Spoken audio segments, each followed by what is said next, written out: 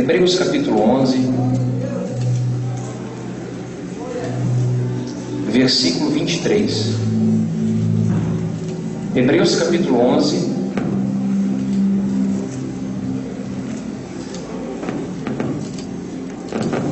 Hebreus capítulo 11, versículo 23. Oh, glória, aleluia. Já vem pro campo, se lascou de novo. Aleluia. Essa semana foi uma semana muito intensa. Intensa porque Deus nos fala muitas coisas. Desde segunda-feira Deus tem falado sobre isso no meu coração. Herança, o legado. O que você quer deixar para a próxima geração? Herança, o legado. Vai procurando aí, Hebreus capítulo 11, versículo 23. Hebreus capítulo 11, versículo 23. Se você achou, divide com quem está ao seu lado aí, tá bom? Vamos ler juntos? Diz assim, ó: pela fé, Moisés, apenas nascido, foi ocultado por seus pais durante 3 meses, porque viram que a criança era formosa. Também não ficaram amedrontados pelo decreto do rei.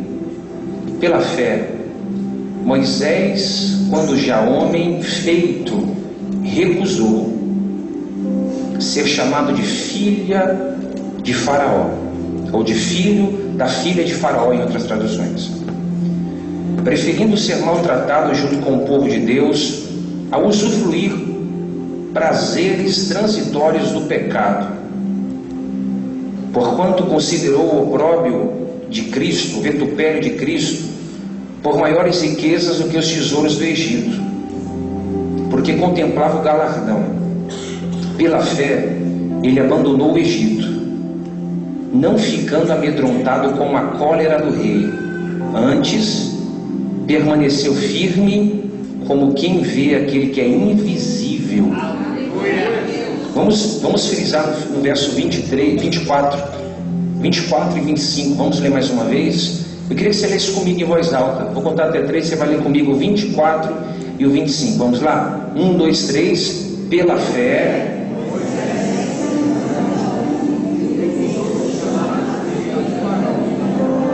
preferindo ser maltratado junto com o povo de Deus a usufruir prazeres transitórios do pecado. Bicho, deixa a Bíblia aberta em Hebreus aí, feche seus olhos, põe a Bíblia na cadeira. Senhor, essa casa é sua, Deus, o ambiente está tão gostoso hoje, o louvor está tão lindo, Senhor, as pessoas estão alegres, felizes, não há esforço para pregar aqui hoje, por mais que o inimigo sempre tenta impedir a nossa adoração. Eu sou convicto, Pai, que eu sou filho, então o filho sempre vai ter acesso fácil ao Pai, e nós temos acesso fácil à Tua presença hoje, porque o Senhor sempre nos procura e Ele nos encontra. Por isso, abre o nosso coração, Pai, que nenhuma voz que não seja a Tua voz aqui dentro possa ter verdade, que nenhum som que não seja o som do céu possa falar ao coração dos Teus filhos nessa noite. Silencia, Senhor, toda voz contrária, acalma o mar, nos confronta, nos exorta, nos alinha, nos direciona, nos motiva, nos encoraja, Pai, porque eu creio que a Tua palavra é completa, ela é viva e eficaz, ela é penetrante como espada alguma de 2 gumes, e ela tem poder para penetrar juntas e medulas, dividir alma e espírito. Atinge o nosso coração, Senhor. Levanta-nos, Pai. Amém. Se assenta, queridos. Aleluia. Gente, eu quero falar sobre herança ou legado. Pergunta para quem está do seu lado: o que você está deixando para a próxima geração? Uma herança ou um legado? Aleluia. Uma herança ou um legado? Foi isso que Deus falou comigo essa semana. O que nós estamos deixando para a próxima geração? Eu quero que você me dê toda a sua atenção. Ninguém ande agora, ninguém fale agora, porque nós estamos em muitas pessoas hoje. E às vezes uma palavra que eu disser, ela tem poder para destravar áreas da sua vida que estão travadas. Eu descobri que o diabo é perito para roubar as palavras remas que Deus nos dá. Então às vezes você, por um descuide, por uma conversa, você perde tudo que Deus vai falar em uma palavra, em um minuto. Aleluia. Eu quero falar com você sobre herança ou legado. Deus, através do seu Filho Jesus, Ele deixou para nós um legado através de Jesus. E Ele quer que esse legado permaneça. Ele quer que esse legado perdure. Ele quer que esse legado continue falando como tem sido falado nesses últimos dias. Uma certa feita, eu me recordo que eu apresentei o meu filho Valentim a uma pessoa, e eu usei essa expressão para apresentar ele. Eu usei essa expressão aqui, ó: esse aqui é o meu herdeiro. Eu me referi usando esse termo, meu herdeiro, porque eu acredito que após eu partir desta vida para uma vida maior em Deus, tudo aquilo que eu usufruí, trabalhei, conquistei, vai ser consequência para o meu filho usufruir. Eu me recordei também que várias vezes, não foi uma só, várias vezes, eu indo me deitar à noite, eu conversava com a minha esposa dizendo assim: nós precisamos poupar alguma coisa para o nosso filho, porque eu não quero que ele sofra o que eu sofri, eu quero que ele possa fazer coisas que eu não pude fazer. E não tem nada de errado nisso. Eu acho que nós, como pais, precisamos pensar sempre no futuro e na melhoria dos nossos filhos. Só que eu confesso a vocês que eu fui confrontado por Deus, porque Deus me perguntou: o que você pensa em deixar para o seu filho? Uma herança? Algumas posses? Alguns títulos? Ou você tem se preocupado em deixar um legado para ele? Eu sou entendedor, porque eu conheço a Bíblia, que a nossa vida é curta. A nossa vida, ela é passageira. A nossa vida é como um sopro, é como um navio que entra no mar, o mar se abre e logo se fecha. Eu conheço o Salmo 90, que descreve sobre a brevidade da vida, aonde diz no versículo 10, a duração da nossa vida é 70 anos. E se alguns, pela sua robustez, força, chega a 80 anos, a medida deles é canseira e enfado, pois passa rapidamente e nós não vemos. O Senhor falou comigo sobre isso, que a nossa vida é passageira, é como um ponto ligeiro. Então o que nós vamos deixar para as pessoas que estão nos acompanhando? Alguns diplomas, alguns cursos pendurados na parede, alguma cadeira para ser o sucessor amanhã? Ou nós vamos deixar nas nossas pessoas, as pessoas que nos amam, um legado falando após a nossa morte? Isso me faz entender que eu preciso imprimir no meu filho, eu preciso imprimir em vocês uma personalidade adquirida com preceitos morais, éticos e espirituais. E o que é personalidade a não ser um conjunto de qualidades que define o indivíduo ou uma pessoa moralmente? Personalidade é uma pessoa definida, equilibrada, que tem uma moral ética, uma moral espiritual, uma moral familiar. E essa moral que é transferida para a nossa vida, ela é transferida pelo meio de informação que você recebe no colégio, pela informação que você recebe na sua escola, no meio da sua família, e pela informação que você recebe de Deus. É interessante que mesmo Deus falando, houve uma geração no passado que não conheceu a Deus. Como assim? Houve uma geração que não sabia quem era Deus, que não soube os feitos de Deus. Você lê isso em Juízes 2:10. E também foi congregada toda aquela geração a seus pais, e outra geração após ela se levantou, que não conheciam ao Senhor, nem tampouco a obra que fizera Israel. Como é que uma geração não conheceu ao Senhor por todos os feitos que Deus fez? um Deus que abriu o mar vermelho, um Deus que mandou codornizes para o povo comer, um Deus que tirou o povo da mão de Faraó. Como é que essas informações não foram transferidas de pai para filho, de filho para pai? Porque essa geração não se preocupou em conhecer a Deus, se preocupou em terrenos, se preocupou em construir, se preocupou em obter, mas não se preocupou com o principal, que é transferir valores que são inegociáveis. Eu quero fazer uma pergunta para você: o que você está fazendo hoje para que a sua vida seja relevante? Qual é o impacto que você tem causado na vida das pessoas que estão à sua volta? O que você está fazendo hoje, que após a sua morte vai continuar falando pelo seu nome? O que você vai deixar após você ir embora?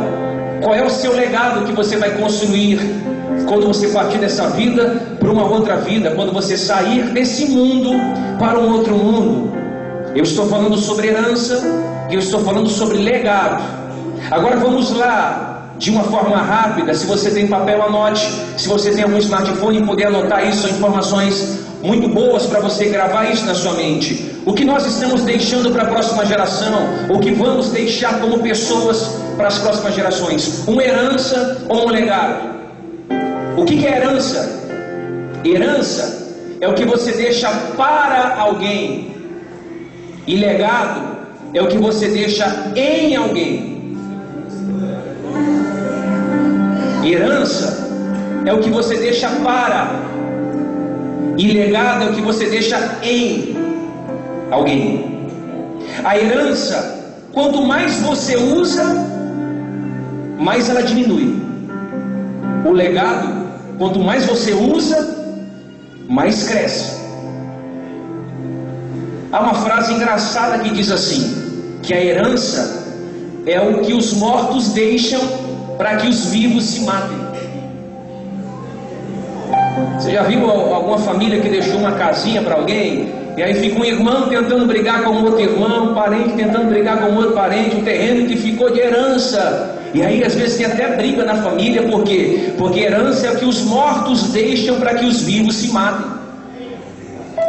Por isso que Jesus vem confrontando a nossa geração, dizendo isso.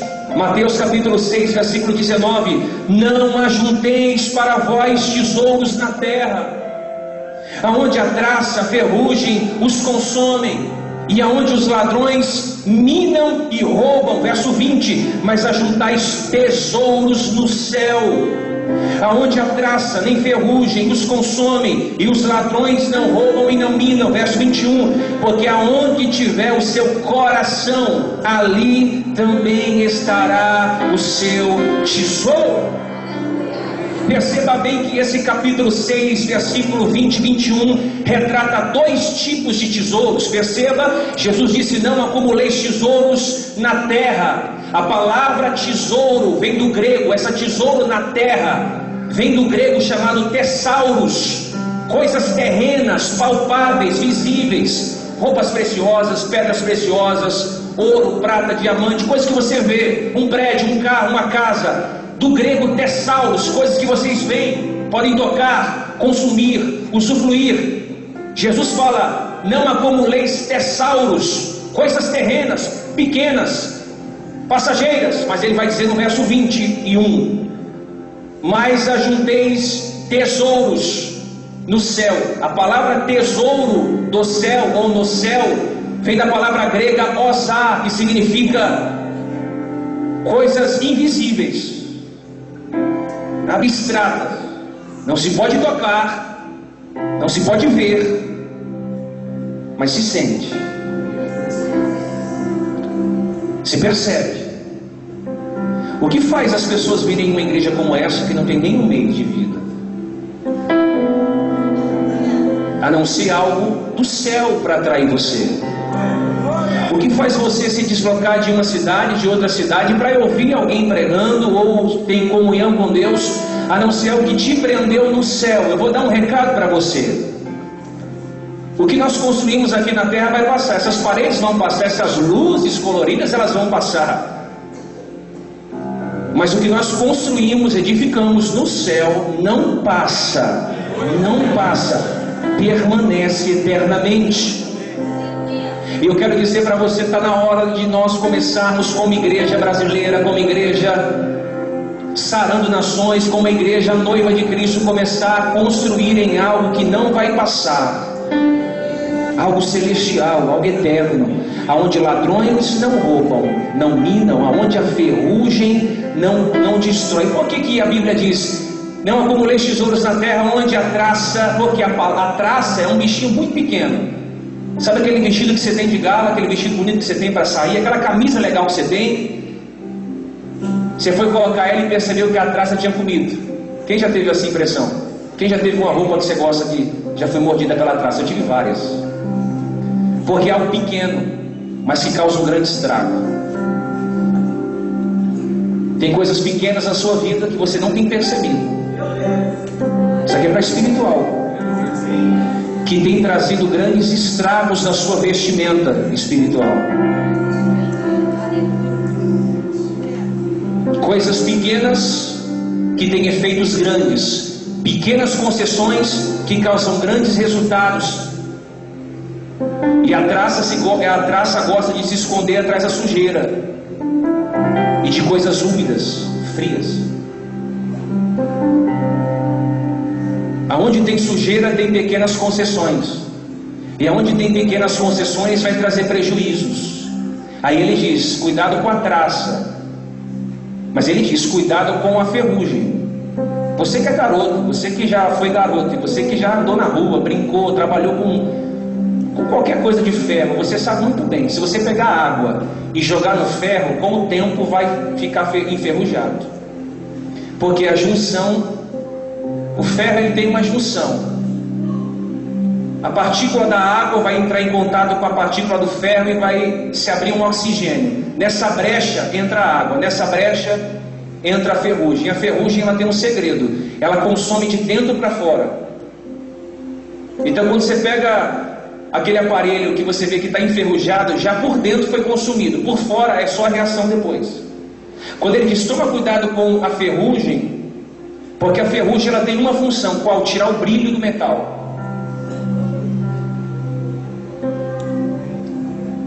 Vós sois a luz do mundo. Cristo em vós. Quem está em mim, ou ele diz assim: quem estiver em mim e eu nele, esse vai dar muito fruto. Se a minha palavra estiver em vós, tudo quanto pedirdes, crendo recebereis. Ou seja, ele é a luz, nós somos esse metal. Se tem brecha em mim, eu vou ficar sujo de dentro para fora, e eu vou perder o brilho. Como muita gente que está assim, sem perceber, entrou a brecha, e na brecha tirou o brilho. E aí você tem que colorir para mostrar que você não tem mais brilho. Você tem que enfeitar, fazer entretenimento para as pessoas estarem à sua volta, porque já não tem mais brilho, porque o brilho foi removido pela brecha. Por isso que ele diz: cuidado com a ferrugem. Então cuidado com o ladrão. O ladrão não é quem vai te roubar. Vai roubar meu carro, roubou minha bicicleta. Eu já fui roubado várias vezes. Ele está falando: ladrão, toma cuidado com o ladrão do tempo, o ativismo. Tem gente que não tem mais tempo para nada. Minha agenda está cheia, pastor, eu faço faculdade agora. Tem que estudar para a faculdade. Você tem que estudar mesmo, você tem que ser inteligente. Pastor, eu tenho a minha família, tenho que sair com a minha namorada, tenho que passear com meu noivo, tenho que dormir mais cedo. Aí o ladrão vem roubando você.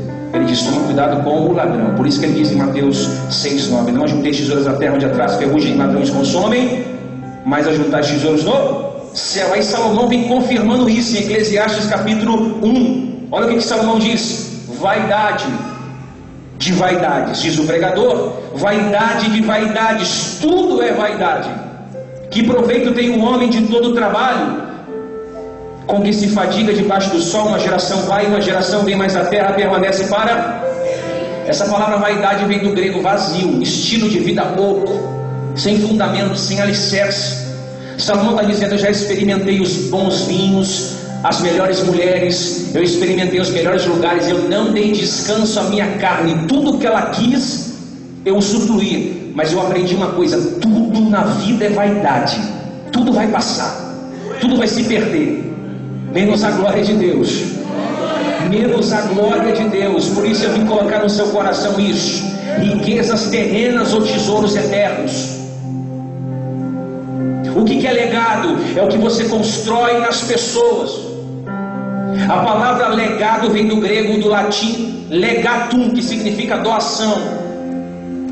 O quanto você tem se doado para alguém, o quanto você se entrega para alguém, o quanto você se permite alguém tirar alguma coisa de você de proveito, o quanto você tem sido doador para alguém, em pró a alguém, vai construir o seu legado aqui na terra. E o maior homem, o homem que deixou um legado extraordinário para nós, é o nosso Pai, é o nosso Jesus. Ele é um homem sobrenatural, ele se doou por inteiro para te ter por completo. Por isso que Filipenses 2,7 ele diz: mas se esvaziou-se a si mesmo. Que coisa linda! Ele se esvaziou-se a si mesmo, tomou forma de servo, tornou semelhante a homens como nós, e achando na forma de homem, ele se humilha a si mesmo. Que coisa linda isso aqui! Ele se humilha a si mesmo, tornando-se obediente até a morte de cruz. Sabe o que é isso? Para que eu e você fôssemos cheios da plenitude de vida, para que eu e você pudéssemos alcançar um plano de redenção, de salvação, de reconciliação, de redenção, de regeneração, para que eu e você fôssemos adotados por filho de adoção, segundo a Bíblia. Nós precisamos entender esse versículo. Ele se esvazia para que você fosse cheio. Olha o desapego de Jesus. Ele poderia dizer: não, eu não quero me desprender da minha herança, eu não quero me desprender de nada do céu para ir à terra. Mas ele fala: não, Pai, eu vou à terra, eu vou morrer por os meus filhos na terra, eu vou me doar por eles. Herança eu deixo para o filho legítimo. Meu filho Valentim, quando eu partir, ele vai pegar alguma herança minha, sei lá, um carro, uma camisa, uma caneta, qualquer coisa vai ficar para ele, porque ele é meu filho de sangue. E herança você só deixa para filho de sangue, mas legado você deixa para qualquer um que admira o seu trabalho. E é nesse nível de intimidade que nós vamos andar. As pessoas que respeitarem a nossa unção, respeitarem aquilo que a gente carrega, as pessoas que te honrarem, as pessoas que te respeitarem, carregarem aquilo que você carrega, elas vão andar sobre o seu legado, elas vão usufruir daquilo que você está carregando, elas vão obter a informação do céu que você tem. O que é deixar um legado? É ver a diferença sendo feita em outras gerações após a minha morte. É muito bom ler Ravenhill, é muito bom estudar sobre Spurgeon, Martin Lloyd Jones, é muito bom a gente estudar sobre os puritanos, os reformistas. Eles inflamaram o século passado, e nós vamos inflamar qual século? Nós vamos ficar de um avivamento passado, ou nós vamos se colocar na brecha para inflamar a nossa geração? Quando você fala de João Batista, você que conhece Bíblia, o nome dele não é João Batista, é João o Batista. O Batista porque ele batizava as pessoas. Mas tem uma expressão que diz que ele era o imersor. Ele era o quê? O imersor. Então quando Jesus se referia a João, se referia assim: João o imersor. Por que imersor? Porque o imersor é aquele que leva as pessoas no profundo.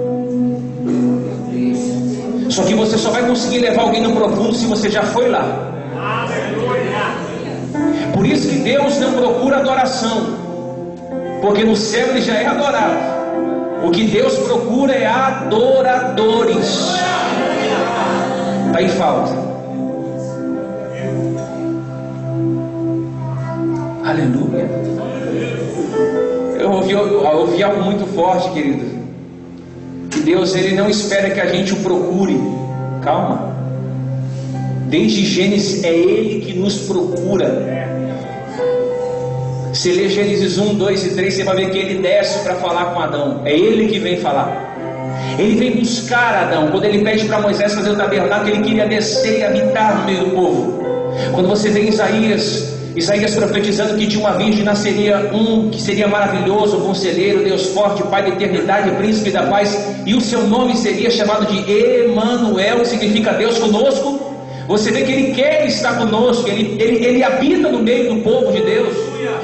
Então, por todo o tempo, Deus quer se relacionar com a gente através do quê? Da nossa profundidade. Eu vou falar uma coisa para você: legado é você ser lembrado pelo poder que há em você, mas que não é seu.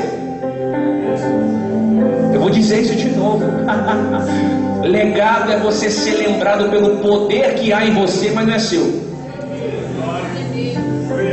Veio dele, que se esvaziou por inteiro, tomou forma de servo para te ver cheio, completo, realizado, uma vida abundante, uma vida transformada. Se você quer ser lembrado, você precisa descobrir o que Deus tem para a sua vida. Você precisa descobrir a sua identidade em Deus. Você precisa descobrir a sua verdadeira identidade. A tua história, quando você descobre, nunca mais vai ser esquecida.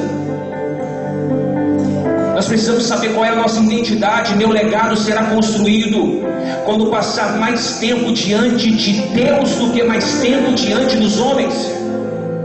Sabe por que tem muita gente com crise de identidade na igreja? Crise com identidade profissionalmente, crise com identidade sentimentalmente, crise de identidade ministerialmente. É porque você aprendeu a passar mais tempo diante de homens do que passar mais tempo diante de Deus.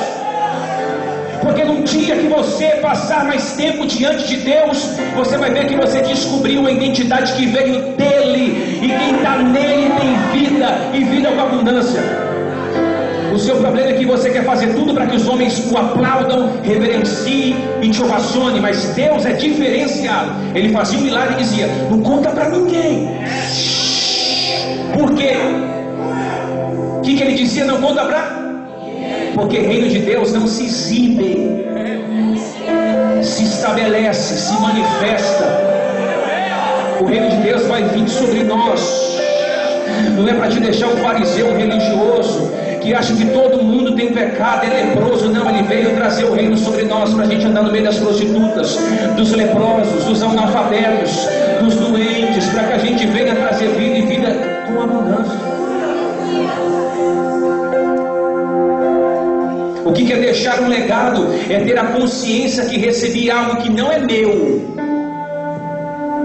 e ter a incumbência de passar isso adiante, com a mesma autoridade, paixão e intensidade que eu exerci. Isso fala de missão. Não é seu,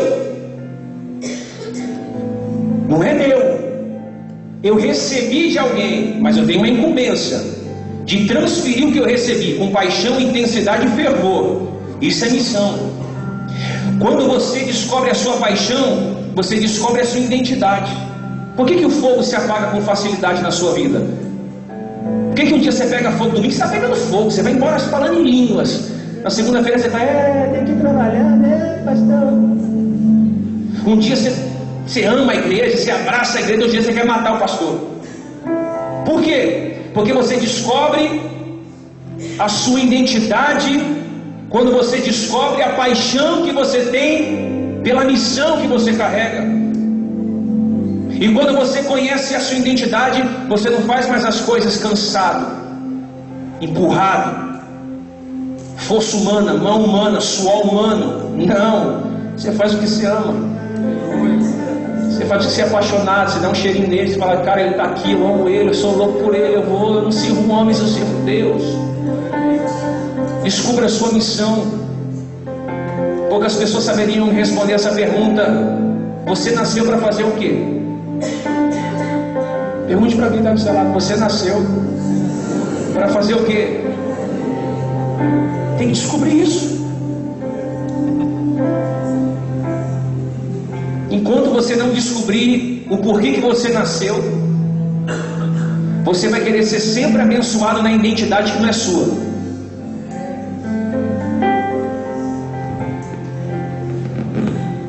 Aleluia. Você sempre vai querer ser abençoado naquilo que Deus não te chamou para fazer, mas você quer fazer porque você não tem identidade própria. Então está todo mundo falando disso, vou falar também. Está todo mundo nesse ministério, vou também estar. Está todo mundo cantando aqui, vou também cantar. Está todo mundo pregando isso, vou também pregar. Mas e a sua identidade, hein, Jacó? Não dá para você ser abençoado usando o nome de Esaú, Jacó. Tem que receber identidade no nome de Jacó. Porque se receber identidade usando o nome de Esaú, um dia um anjo vai perguntar qual é o teu nome, e aí você vai ter que abrir o véu e dizer: eu sou Jacó. Ele vai dizer: você foi até hoje, porque hoje você descobriu a sua identidade. Não se chamará mais Jacó, mas agora se chamará Israel de Deus, porque lutaste contra mim e prevaleceste.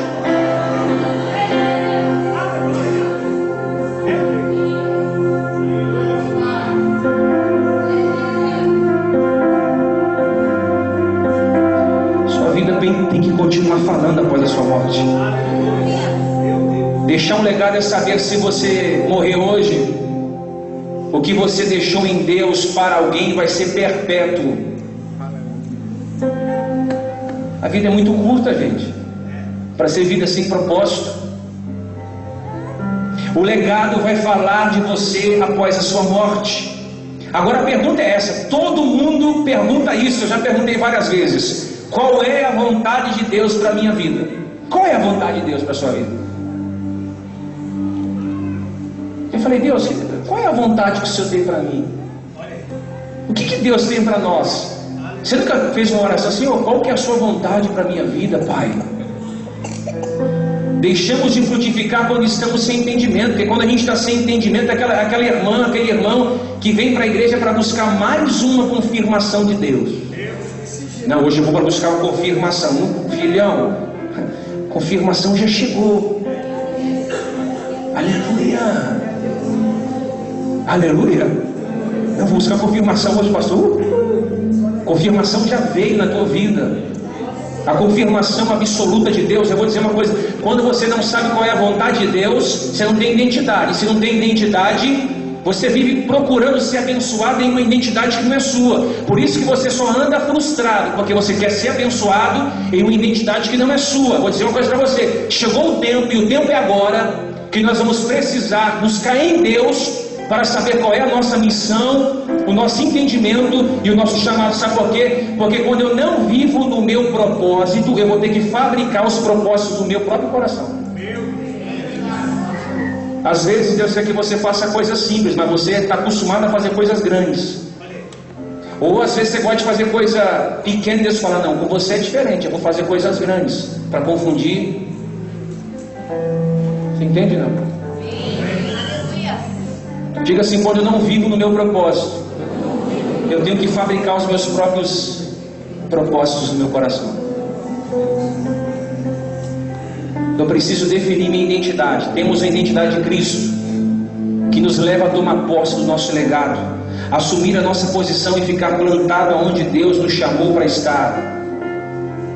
Agora deixa eu dizer para você, a Bíblia diz em Hebreus 11:24: pela fé Moisés, quando já homem, o que eu disse?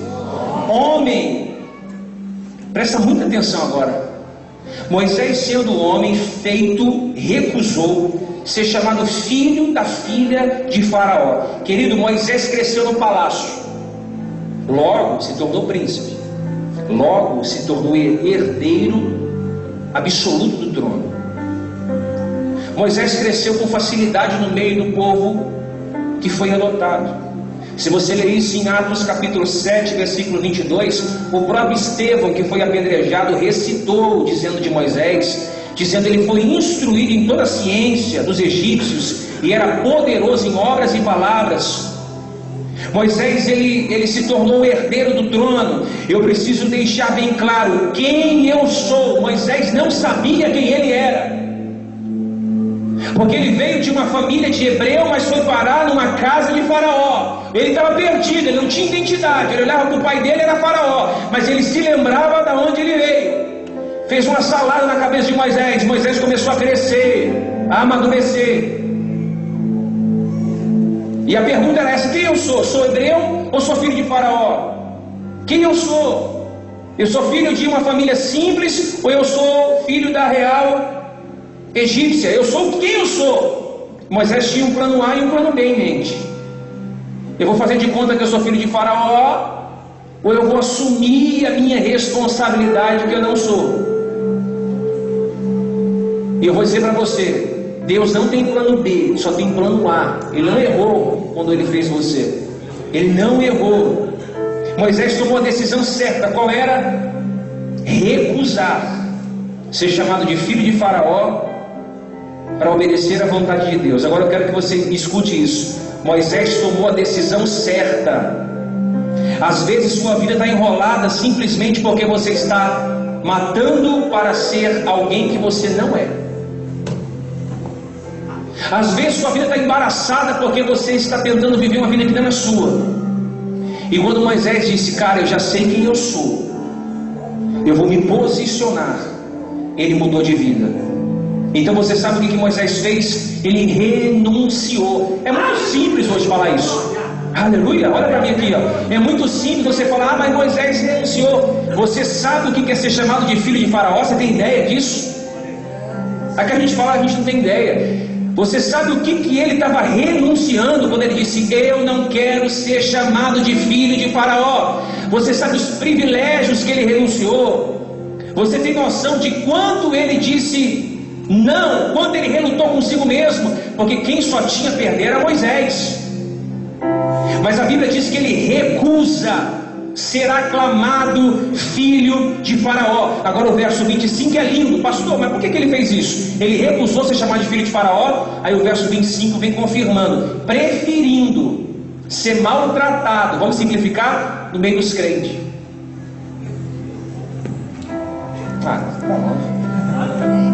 Como é que é? Ele não quis ser chamado de filho de Faraó, rejeitou herança, trono, cetro, coroa, tudo para sofrer no meio do povo de Deus. Que loucura, irmão! Que loucura é essa? Ele não quis, preferindo ser maltratado com o povo de Deus, a desfrutar dos prazeres que o pecado é capaz de proporcionar por um curto período de tempo. Moisés então perdeu amigos, rompeu com a nobreza, perdeu a glória humana, para ser maltratado com um grupinho, porque a gente é chamado de grupinho sem prestígio na sociedade. Isso é um bando de doido. É ou não é? Virou crente. Nossa, agora só eleição. Já viu isso? Vai dar o dinheiro pro pastor. Mas a macumba não pega ele. Aleluia. Alguém já ouviu isso em casa, no lugar do trabalho? Não, ele é crente. É assim que Moisés disse, eu quero estar no meio desse povo aí. É o melhor lugar, glória. Porque, e detalhe, tudo que aquele povo tinha para oferecer era aflições. Então servir a Deus para Moisés era o suficiente. Moisés ficou 40 anos no deserto, mas 40 anos sem tirar o olho do Messias. Foco, objetivo. Moisés recusou a proposta de ser chamado de filho de Faraó pelo propósito eterno. Eu vou dizer para você, só tem poder de te tirar do propósito se você quiser sair do propósito. Não troque o propósito pela proposta. Essa palavra é para alguém que vai me ouvir aqui hoje. Essa palavra é para quem tem fé e vai pegar ela aqui hoje. Virão muitas propostas para te tirar do propósito, mas não troque o propósito pela proposta. O teu propósito é muito maior do que a proposta que você vai receber. Para alguém nessa palavra, Faraó vai tentar te comprar com riqueza, Faraó vai tentar te aclamar como filho dele, mas você não está preso a isso, porque você aprendeu a depender exclusivamente de Deus. Vale a pena sofrer no meio do povo de Deus, do povo simples, do povo rejeitado, humilhado, descartado, para receber uma recompensa maior e melhor. Riquezas terrenas vai passar, mas tesouros eternos vai prevalecer. Aleluia. Sabe o que eu vou dizer para alguém aqui? Que Moisés, ele na fase adulta, isso eu quero que você grave isso. Na fase adulta, ele decidiu não ser aclamado filho de Faraó. Sabe o que é isso? Fala de renúncia. É decisão de gente madura, não infantil. Na fase, não, você está longe. Na fase, tem gente que abriu a boca aí. Na fase, não é infantil. Na fase infantil, tem decisões que você só vai aprender a tomar na fase que você decidir se amadurecer. O que é renúncia? É decisões baseadas na fé, não na emoção. O que é renúncia? É dizer não para o seu passado. Não quero ser chamado de filho de Faraó, porque eu tenho um futuro. Qual é o futuro? Conduzir 3 milhões de pessoas a uma terra nova. Moisés renunciou a ser chamado de filho de Faraó. O tanto que você estiver disposto a renunciar, vai ser o quanto o seu legado vai continuar falando. Quando você diz assim, não à pornografia, desliga o telefone, desliga o computador, você está dizendo não, seu legado está sendo inflamado. Quando o dinheiro vem fácil, você fala, não, isso aqui está muito fácil, eu não quero. Seu legado começa a falar. Já pensou Deus for pregar um sermão e o tema do sermão ser você? Deus falou, deixa eu pregar um sermão aqui, abre a sua Bíblia no livro de Jó. Jó era um homem íntegro, reto, desviava do mal. O tema da mensagem de Deus era Jó. Já pensou você sendo o tema da mensagem de Deus? Seu nível de renúncia vai determinar o quanto tempo o seu legado vai continuar falando. Maturidade determina níveis de revelação. Tem gente que tem 100 anos de idade, mas não vai ter revelação nunca, porque nunca se permite se tornar maduro. Existem níveis de revelação que Deus só dá para filho maduro. Eu sou filho, você é filho? Você não é evangélico nem crente, você é filho de um Deus exclusivamente santo. Tem outro Deus, não é católico, Deus não é evangélico, Deus é santo, santo.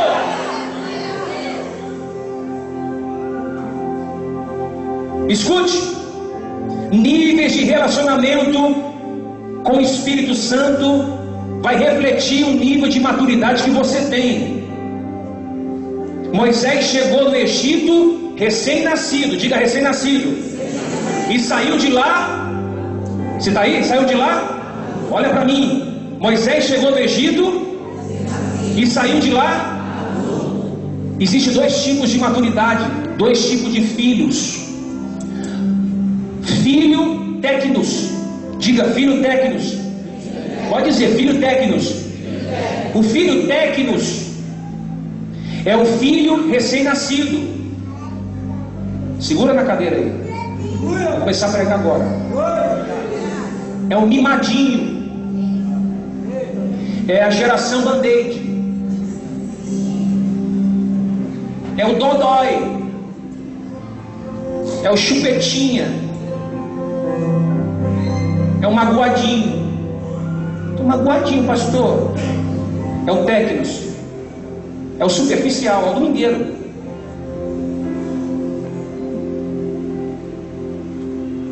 É aquele que tudo tá bom. Ah, tá bom assim. Para mim não faz muita diferença.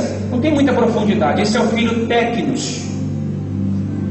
É aquele que é apegado ainda a algumas coisas. É meu, pastor, isso aqui é meu.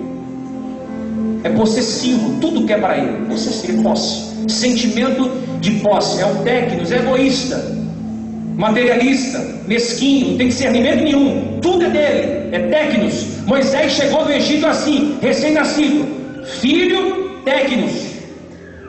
E muitas vezes é assim que a gente chega na igreja. Filho técnicos, biquinho, beicinho, mimado. Eu quero ver como é que vai ser. Tudo tem que ser do jeitinho dele. Tudo tem que caminhar da forma que ele quer, do jeito que ele planeja. Porque ele chegou técnicos. Qual é o problema? Nenhum. Deus aceita a gente passar por um período de técnicos, de maturidade. Só que imaturidade não é pecado. Pecado é viver uma vida inteira infantilizado. O cara chega na igreja mimadinho, a vida sentimental toda mimadinha. Namorado não ligou, pastor, vou terminar, porque ele não ficou sem falar com você 1 minuto. O patrão não aumentou meu salário. Quanto tempo você tem de empresa? Tem 1 mês só, pastor. 1 mês só, filho. É, pastor. Não me deram oportunidade, pastor. Mimadinho, Deus respeita a nossa imaturidade, mas é pelo um tempo. Viver infantilizado não dá certo. Eu vou falar para você, o que tem de gente imadura dentro de igreja evangélica não é brincadeira, irmão.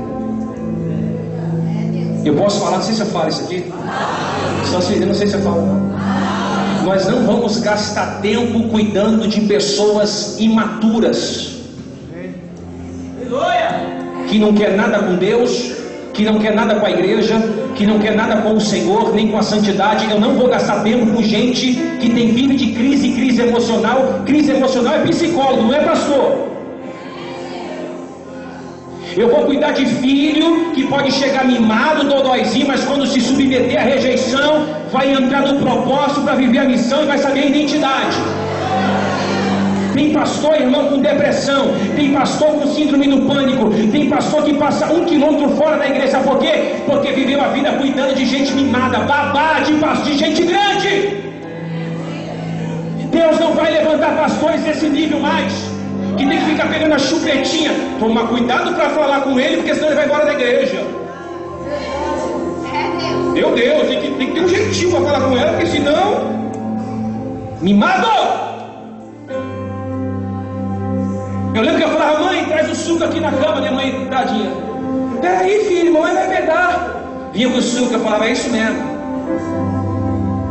Eu já barbado, mãe, faz isso pra minha mãe, ia lá. Mas chegou uma hora que eu tinha que servir minha mãe, cara. Não lavo uma louça em casa, não forro uma cama, não ajuda a pagar uma conta de água, e quando a mãe não faz uma comida fica reclamando ainda. Não ajuda o pai em nada. O pai sai para trabalhar, uma luta para ganhar o dinheiro sofrido, e quando chega quer ditar as regras dentro de casa. Se põe no seu lugar, rapaz. Não pagou o preço que eu paguei, não pagou a dificuldade que nós pagamos e quer vir determinar alguma coisa. Deixa eu dizer uma coisa para você, Ele tem o controle de tudo na sua mão. Deixa a chupeira de lado, sai fora, irmão. Para de ser imaturo, infantilizado. Gálatas 4:1 diz: ora, digo que por todo o tempo em que o herdeiro é menino, é herdeiro, mas é menino, tem chamada, mas é menino, tem promessa, mas é menino, se comporta como menino, mas é herdeiro, em nada se difere de escravo, ainda que seja senhor de tudo, mas está debaixo de tutores e curadores até o tempo determinado pelo pai. O meu filho não sabe andar de carro, então ele vai ter que estar, alguém vai ter que estar cuidando dele. É herdeiro, mas não sabe fazer nada. Tem promessa, mas não sabe fazer nada, porque é menino. Fala ou não fala? Moisés tomou uma decisão na fase adulta. Adulta. Eu disse do filho Tecnos, que é o filho imaturo. Aqui não tem nenhum, só na outra cidade. Mas tem o filho Ruios. Filho Ruios. O filho Ruios é o filho adulto. Detalhe, não é adulto de idade, porque tem gente que tem idade e é mais imaturo do que quem não tem. Eu estou falando de filho maduro, consciente, experimentado no fogo, filho de governo que tem o caráter do pai. Moisés, quando cresceu, saiu do Tecnos, entrou no Ruios, experimentado, sofrido, deixou a chupeira de lado, deixou a mamadeira de lado e começou a tomar vergonha de crente. Disse: agora eu vou tomar uma decisão, vou renunciar. Porque para cada certo tipo de filho, Deus tem uma direção. Quanto mais se permitir se amadurecer, mais Deus vai desatar coisas da sua vida. Eu descobri uma coisa, que tem gente que vai passar a vida toda ouvindo só uma frase, sabe qual? Arrependa-te. Arrependa-te. Vai passar a vida inteira ouvindo essa poesia. Arrependa-te, arrependa-te. Porque sempre vai estar naquele nível. Tem gente que vai passar por um outro nível, que ele vai começar a falar coisa nova, e outro vai passar para outro nível. Porque é como se você, Ezequiel, coloca o pé na água, vai subindo, tem hora que você tem que mergulhar. Tem gente que está estudando aí, será que eu vou? Será que eu vou? Não vou? Efésios 1:3: Bendito seja Deus e o Pai do nosso Senhor Jesus Cristo, o qual nos abençoou com todas as bênçãos espirituais nas regiões celestes em Cristo. Presta atenção: como também nos elegeu nele desde a fundação do mundo, para sermos santos e irrepreensíveis diante de Deus em amor, e nos predestinou. Diga predestinou. Mais uma vez, predestinou. Para sermos filhos de adoção por Jesus Cristo, para si mesmo, segundo o beneplácito da sua vontade. Jesus nos predestinou. Isso não está falando de predestinação. Jesus nos predestinou para quê? Para sermos filhos da adoção. A palavra predestinou vem do grego ruistecida, que significa colocar no lugar de filhos maduros. Então, quando Paulo está dizendo o seguinte, que ele nos predestinou, ele está querendo dizer o seguinte: Jesus está pegando os dodóios, mimados, geração band-aid, e está colocando em posição de filho maduro, experimentado.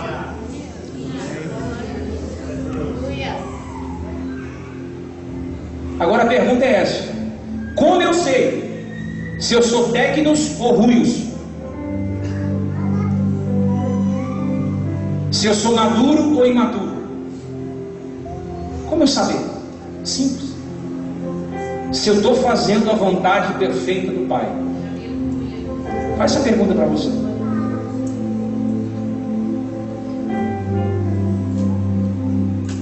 Quando você faz a vontade perfeita do Pai, você sai de um estágio de imaturidade e entra em um estágio de maturidade.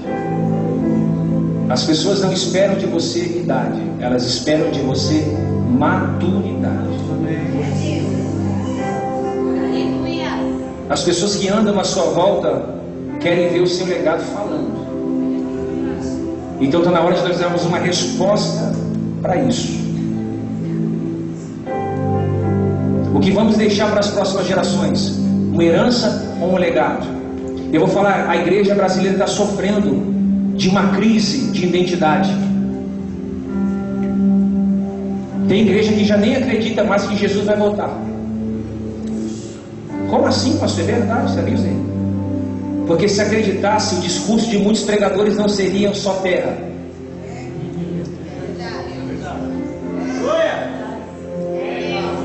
E alguns dizem que se você não tem casa, carro e algum dinheiro guardado, ou você está em pecado ou você não tem fé. Já ouviu isso? Mas a igreja primitiva não estava presa às coisas da terra. Ela não estava presa a valores terrenos. Atos 2:45. Ao contrário, eles vendiam as suas propriedades em outras coisas e dividiam o dinheiro com todos, de acordo com cada necessidade de cada um. Eu posso deixar um carro, uma casa, uma igreja para você, um sapato, um relógio, um anel, posso deixar qualquer coisa. Se eu não deixar o maior legado, que é Jesus, eu não deixei nada. A igreja primitiva não deixou herança, ela vendia tudo e dava aos pobres. A gente faz ao contrário, bom, tudo que tiver tem que ir para nós.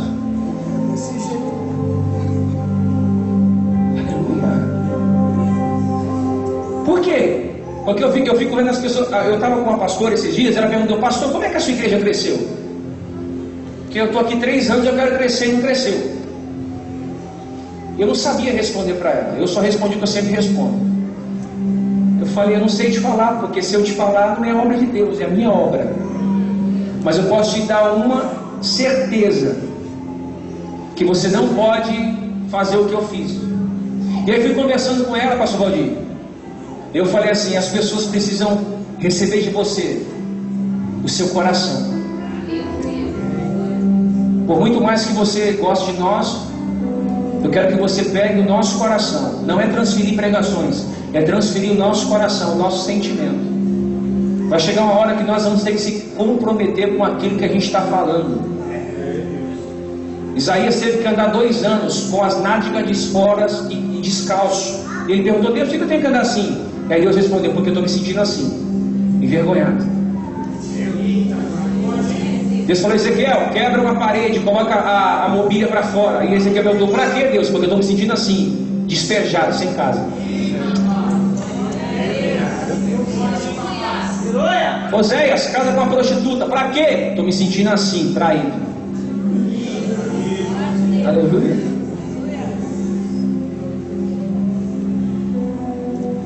O que é legado? Algo que se passa de geração em geração. No fim, tudo o que vai ficar é aquilo que nós estamos construindo para as outras pessoas.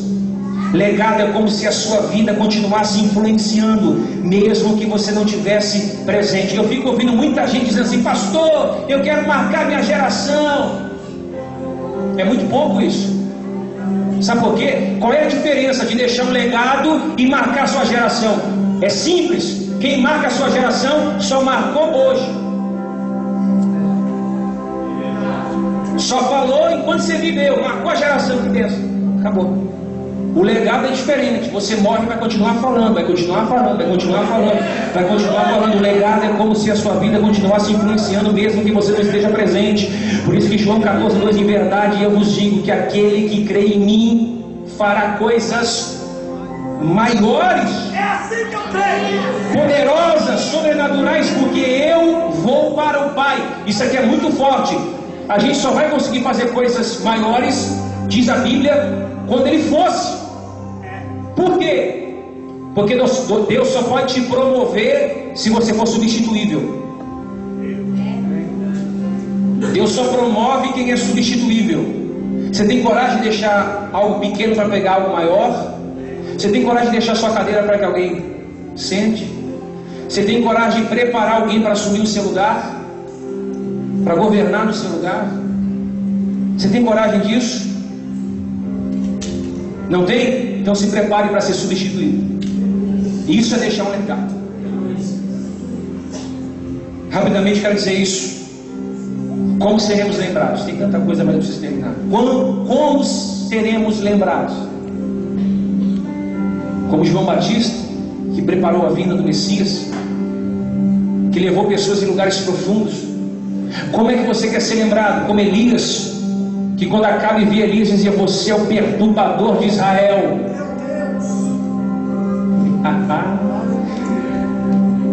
E que Deus levante perturbadores na igreja brasileira.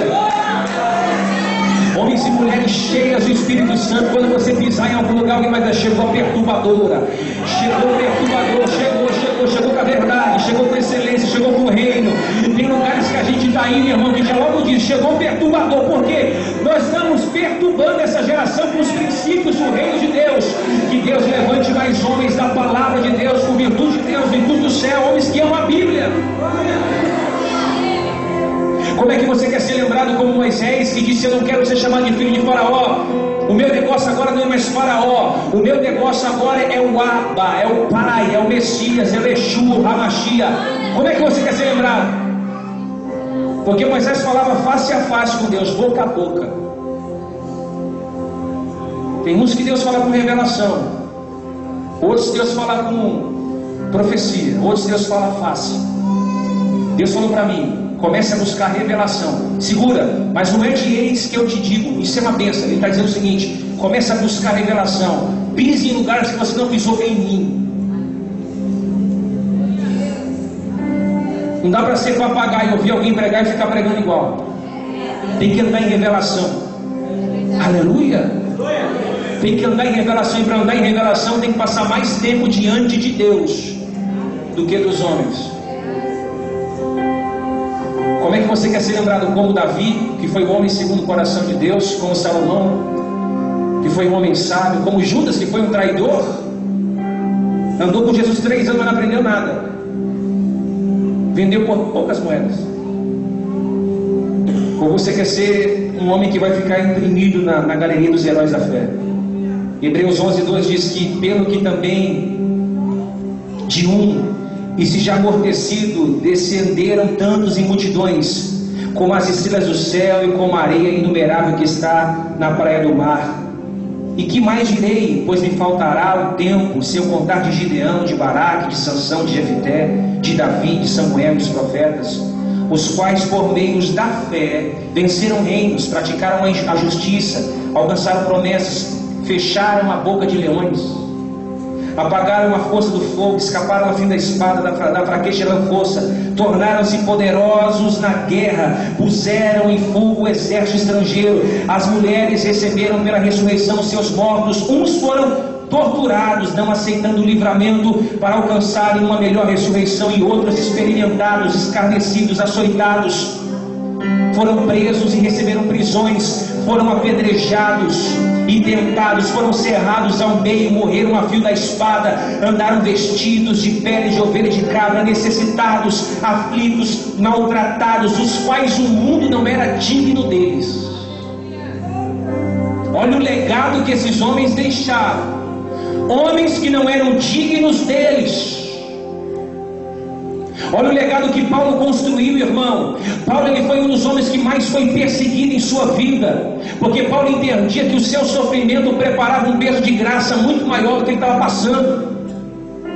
Escute isso. Paulo foi tão perseguido que ele foi perseguido em Damasco, rejeitado em Jerusalém, esquecido em Tarso, apedrejado em Listra, açoitado em Filipos. Paulo foi escarnecido em Tessalônica e em Bereia. Paulo foi chamado de tagarelas em Atenas, foi chamado de impostor em Corinto. Paulo enfrentou feras em Éfeso, foi preso em Jerusalém, foi acusado em Cesareia, foi picado por uma cobra em Malta, e foi preso em Roma, suportou cadeias, aflições, açoites, foi castigado com vara e, detalhe, foi apedrejado com pedras. Mas mesmo diante da face da morte, em nenhum momento ele considera a sua vida como preciosa. Em nenhum momento ele considera a sua vida como preciosa. Atos 20, 24, mas em nada tem a minha vida como preciosa para mim, contanto que complete a minha carreira e o meu ministério que recebi do Senhor Jesus, para dar testemunho. Olha o legado falando, para deixar o meu legado do Evangelho segundo a graça de Deus. Ou seja, Romanos 5,3, e não somente isto, mas também nos gloriaremos nas tribulações, sabendo que a tribulação produz paciência, paciência, esperança, esperança produz expectativa, para marcar o que? A nossa geração com um legado de sofrimento, de entendimento, de alinhamento. Eu quero terminar dizendo isso. Como você vai ser lembrado? Alguém que marcou a sua geração e deu a sua vida por Jesus, ou alguém que está vivendo uma vida sem direção, sem entendimento?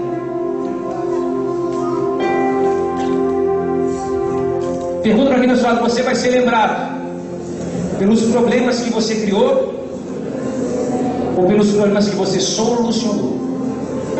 Aleluia! Aleluia! Aleluia! Aleluia! Que a nossa geração volte a queimar. Eu estou clamando por esse tempo aqui em São Miguel Paulista.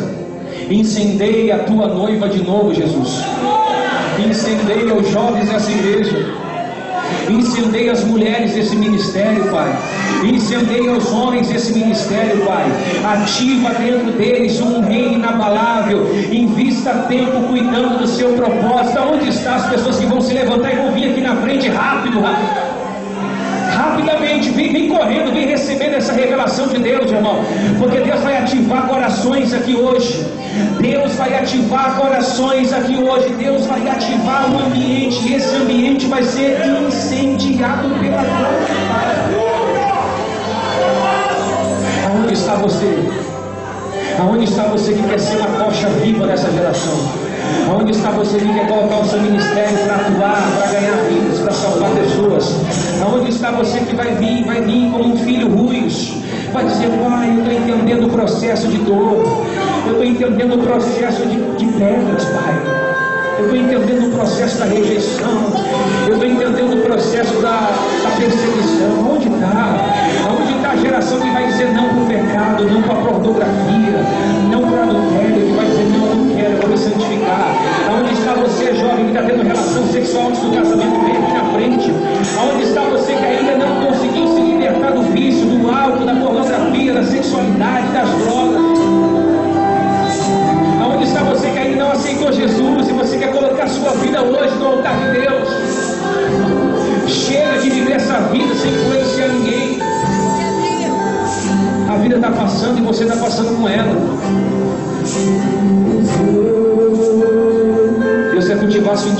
secreto. Aleluia. Aleluia. Aleluia. Deus está levantando pessoas que vão incendiar os ambientes.